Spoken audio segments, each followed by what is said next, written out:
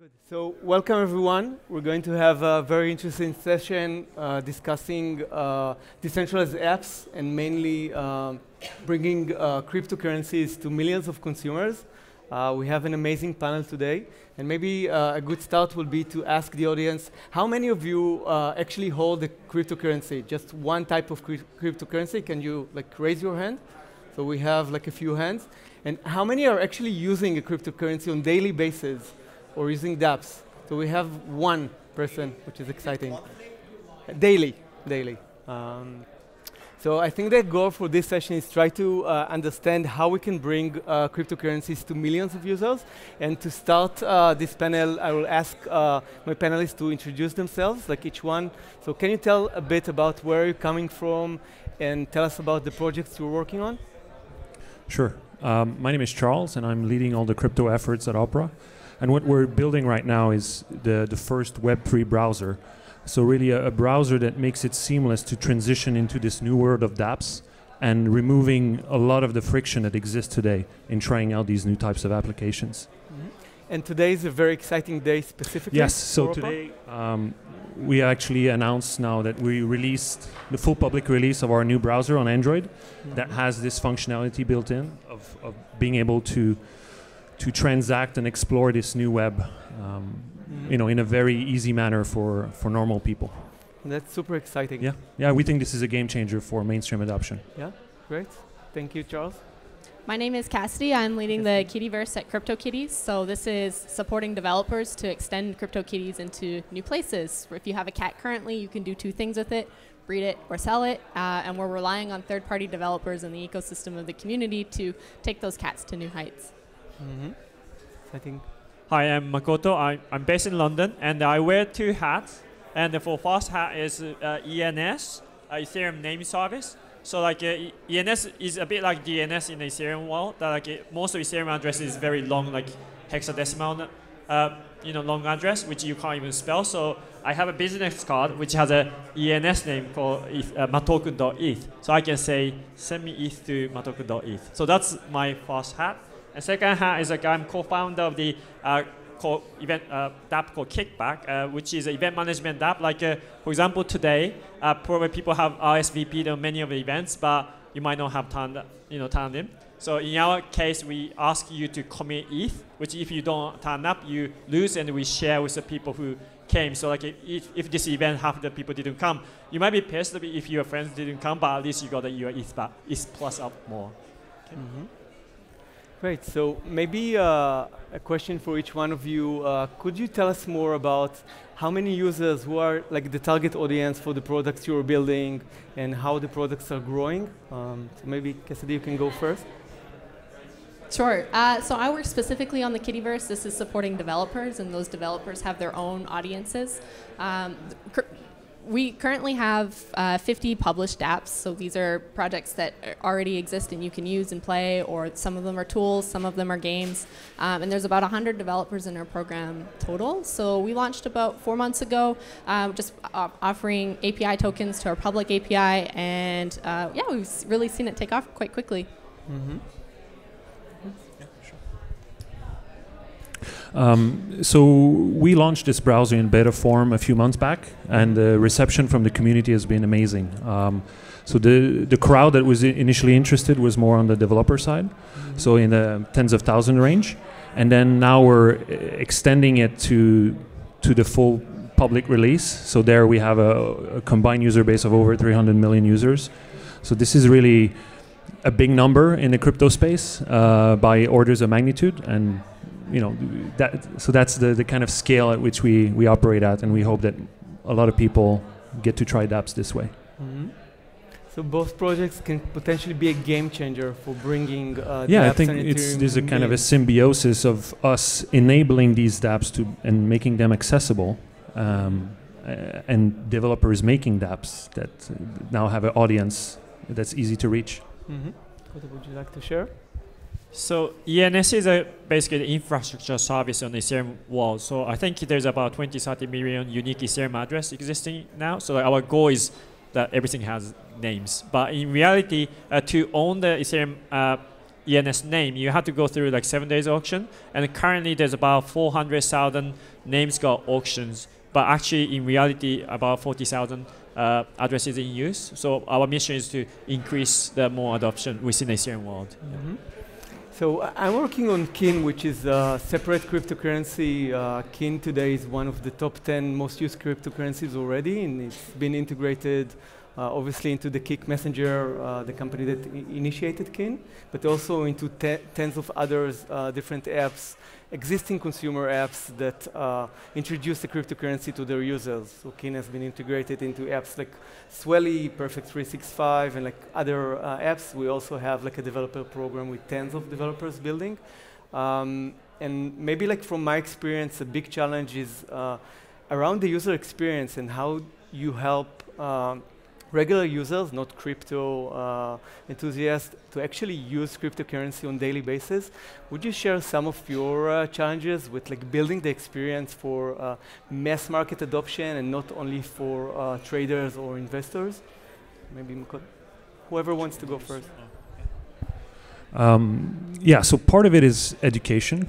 So there's a lot of new terminology that has so far it's been very much towards developers. So the terminology has grown and has grown in complexity. So we need to reduce the number of new words and new concepts, and perhaps have metaphors that people can relate to. So that's one thing that we've really tried to minimize in this offering, in this new browser, is to really lower the number of new terms people have to learn. Any tips around that? Like what words are you using that are easier? Well, like just the first example that comes to mind is this backup phrase that people are often confronted with, which is important, but a lot of wallets refer to it as mnemonic phrase or seed phrase, and we, first of all, we try to reword that towards backup phrase so that people understand backup, but also we don't try to confront the user to this big step of saving these words unless they actually start using dApps and start engaging and seeing value. Yeah. Cassidy? When we first started CryptoKitties, we were introducing the world to digital cats, and we were teaching people how to breed cats together, and we were trying to tell them that this is really valuable, and you need to go through MetaMask, and you need to do this on a Chrome browser, and you need to jump through all these hoops in order to play this silly game. And it's important for us to remember that we're building tools for these people. Like, they don't understand why they need to go through all of these steps, and like, what is know your customer, and what is a seed phrase, and what is a Chrome extension. Like, these aren't really questions that they're asking themselves. And so I just trying to think of that person and empathize with that person. And when I taught my mom how to use a CryptoKitty and breed her cat with my cat, I was like, these are the people that we're really trying to introduce to blockchain. And it's tricky to do that when we're not speaking the same language. When I look at what is happening in the Kittyverse and the people that are building dApps on top of CryptoKitties, so you bought a cat, now what? And these are third-party developers that are building all types of different tools, and they're looking at ways to extend their audience beyond just our audience. They don't want to be zero in on just the people that we're servicing. They'd like to open that up to other people, and some of the solutions that they're coming to are really interesting as well. This idea of, hey, can I lend you my cat so that you can play my game, or can I lend you a wallet with some cats in it so that you can play my game, and then perhaps maybe you'll be more invested to jump through these hoops later on. Like avoiding the purchasing of Ethereum directly. It's smart. So for ENS, the very fact that people start using ENS itself help the adoption, making it easier to use. But currently, owning the name itself is quite hard because you have to go to 7 days auction process. There's two ways we are approaching it. One is once you own the domain name, you can actually give subdomain to everybody. So we are aligning with lots of other dApp developers. For example, Gitcoin is quite popular among giving the bounty to anyone who solve the issues on GitHub. And when they user sign up to Gitcoin, as part of the user sign up, they actually issue the ENS name. So I already have a makoto.gitcoin.eth. So I kind of approaching this is like a Hotmail moment. By issuing subdomain for your app, people start advertising your name, whenever hey, this is my ETH address, and if you have your domain address, that's great advertising. So that's where we're trying to increase by the use of subdomain.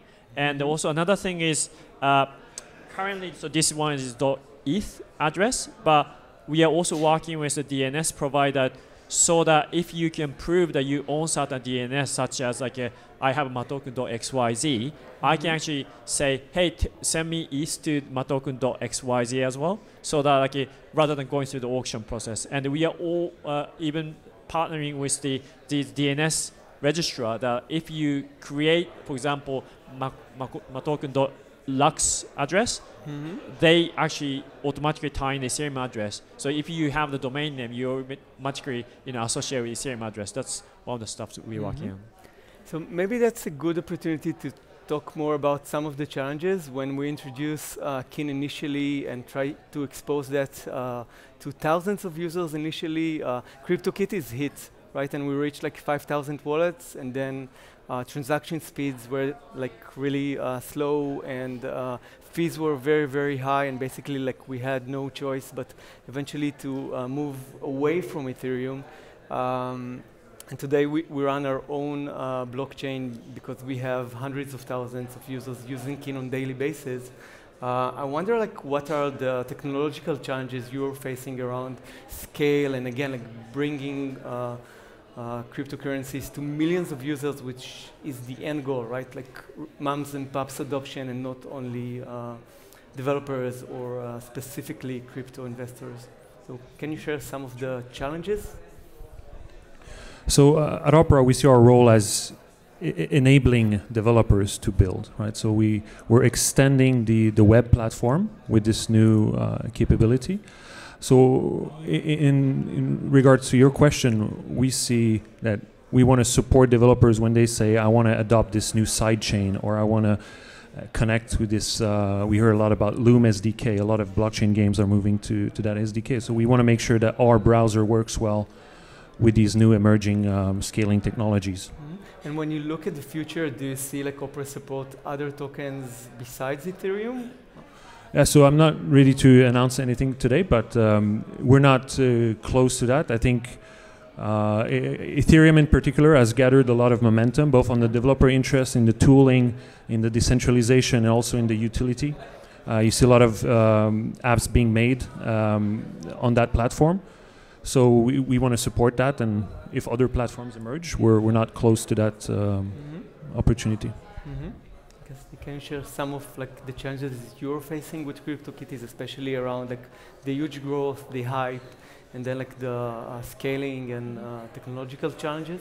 Yeah, I think of in the second week when we launched and we had 52,000 people try and sign up for an account, and they successfully signed up for an account, but only 11,000 were able to successfully buy a cat, and that alone was 25% of the Ethereum traffic. It's like, that's, we're not going to get anywhere with that. And it speaks to one part of how difficult it was to actually get a cat, but also to how slow it was. And we got a lot of support emails wondering what was going on and why things were taking so long. And so communicating that, hey, there's a lot of things that need to happen here, and just be patient is one thing that we need to keep in mind. Similar to Charles, is we see the issue, and it's not something that CryptoKitties can talk about yet, but we're definitely looking for solutions as well as like how, if we're going to make this mainstream, we need to make sure that it can support mainstream audiences.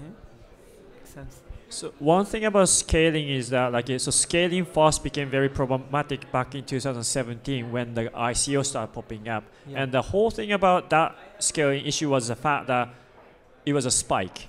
That because there's a limited spot, people try to go everywhere, right? So whereas when we did the initial kind of name server service launch, we actually tried to spread across 3 months.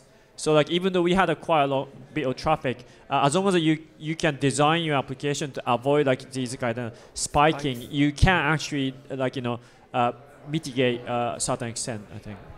That's smart.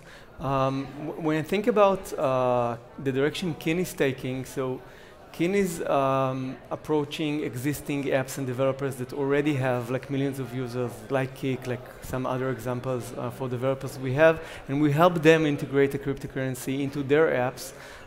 Those apps are usually centralized apps, but once they integrate a cryptocurrency, the value exchange becomes decentralized. The approach that the three of you are taking is really helping build decentralized apps. So can you talk a bit about what are the advantages of decentralized apps, and why do you think those are important? So I think decentralization has some advantages, certainly in the identity space.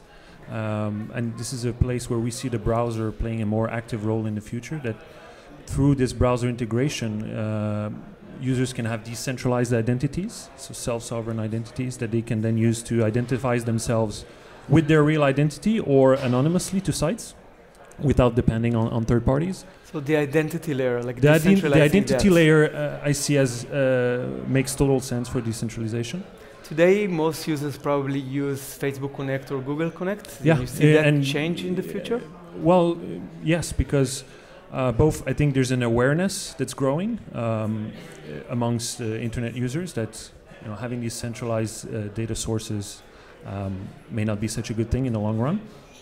But also, it's one of the use cases that's already better today with today's state of the blockchain technology and browsers. Like even today, you can log into sites using a crypto wallet embedded in a browser without creating a username, a password, and all that. So that's already a better use case. You don't need to buy crypto to get value out. So I'm a big fan of the identity layer for that for decentralization, and then you have the value transfer, of course, that without trusted intermediaries, apps and people can exchange value through their participation in one app, and that becomes native to the web. So big win for in many ways, it seems like that was the original intention for the web, and something went wrong along the way. So it's almost like getting back to the original way the web was supposed to work. It's a missing piece that we now have. So it's just going to grow in importance. I look at what's happening in the Kittyverse right now, and you can take your cat and maybe you want to go play kitty hats or kitty battles or kitty Tinder or whatever these other experiences are, and you can log in with CryptoKitties, and you can take your wallet full of cats and you can pick the players, like your cats that are going to be the avatars, and you can do different things with different cats, and you can breed cats for certain purposes. But these cats can go in other experiences outside of CryptoKitties, and if we take this token as a symbol of something bigger, like maybe it's not a cat, it's a cat today, but other people are also building 721 tokens and these NFTs, so those could go and extend into other games, and those tokens themselves can own tokens as well. So your cat can have a hat, sounding a little bit like Dr. Seuss, but bear with me. And if that hat all of a sudden has new powers or new meaning, and you can take those artifacts into other games, and you can take that cat and its wallet and the things that it owns, and it becomes a lot more interesting. And so the cat is centralized, but it lives in this whole NFT universe, which I think could be really cool. So unfortunately, we're out of time. I think this session is super interesting and super relevant, and I think that the right way is to continue the conversation, obviously with each one of you after this session and following up. And I wanted to thank you. It was super interesting. Thank you.